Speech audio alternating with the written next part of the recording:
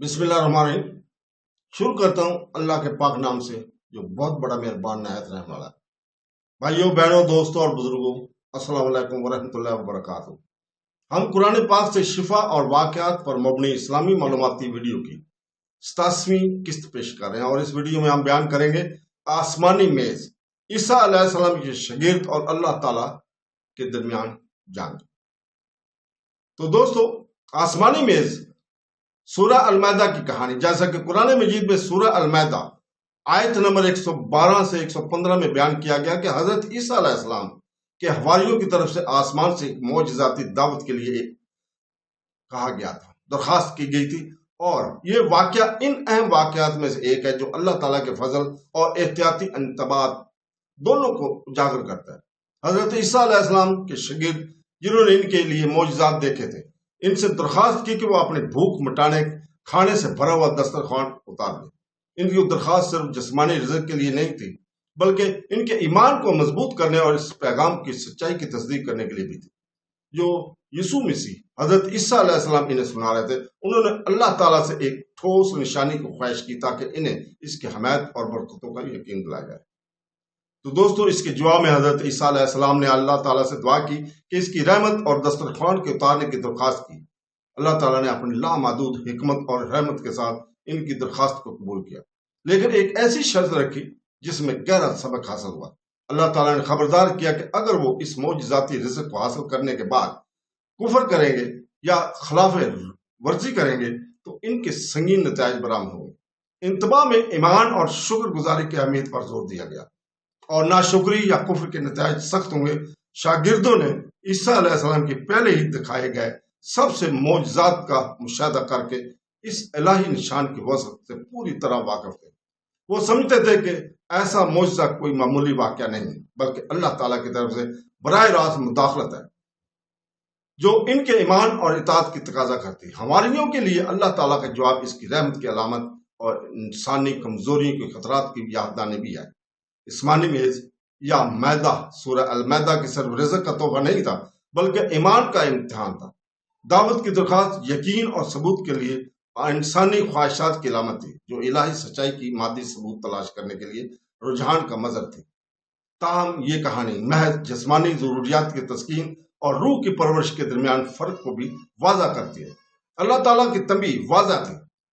अल्लाह ताला का फजल अगरचे बहुत ज्यादा है, लेकिन ईमान में इखलास और साबित कदमी के साथ मिलना चाहिए। दरख्वास्त के साथ मुंसलिक शर्त सिर्फ शागिर्दों के लिए एक तंबीह नहीं थी, बल्कि तमाम मोमिनीन के लिए एक आलमगीर याद दहानी थी। एक ईमान मुस्तकिल मौजज़ाती निशानी पर नहीं होना चाहिए, बल्कि गैब और अल्लाह की हिकमत पर गहरे अटल यकीन से पैदा होना चाहिए। जब दस्तरखान आसमान से उतारा गया तो ये खाने की कसरत के साथ आया और शागिर्द इसमें हिस्सा लेने की काबिल थे। ताहम ये दावत महज इलाही फयाजी का मुजाहरा नहीं थी, बल्कि इस जिम्मेदारी की याद दहानी भी थी जो इलाही बरकत हासिल करने के साथ आती है। कुरान पाक इस बात पर जोर देता है कि खुदा की रहमत हासिल करने वालों की शुक्रगुजारी का मुजाहरा करना चाहिए, वफादार रहना चाहिए और इलाही पैगाम की सच्चाई को बरकरार रखना चाहिए। सूरह अल-माइदा का ये किस्सा इस कुफर और नाशुक्री की बिल्कुल बरक्स है, जिसका इज़हार बाज़ लोग मौजज़ाती निशानात के तौर पर करते हैं।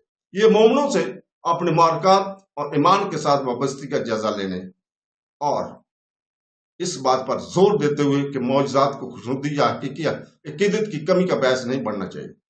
कुरानी आयत 112 और 115 में यीशु हजरत ईसा अलैहिस्सलाम और अल्लाह ताला के दरमियान गुफ्तगू इंतहाई सबक मौज़ा गुफ्तगू का आगाज शागिर्दों के दरख्वास्त से होता है जो मेज को आसमान से उतरते हुए देखने को ख्वाहिशमंद का इज़हार करते हैं, और अल्लाह ताला के जवाब जिसमें कुफर के नताइज को तंबीह है। अल्लाह ताला ने हवारियों के यकीन दिलाया कि अगर वो अपने ईमान पर कायम रहें और शुक्र अदा करें तो इन्हें ये मौजज़ाती दावत दी जाएगी, लेकिन वो भी वाज़ा करता है कि अगर वो बाद में अकीदे से मुंह मोड़ते हैं तो इन्हें संगीन नताइज का सामना करना पड़ेगा। आयत के अख्ताम अल्लाह ताला के इस ऐलान पर होता है कि क़यामत का दिन वो वक्त होगा जब लोगों से इनके अमाल का हिसाब लिया जाएगा।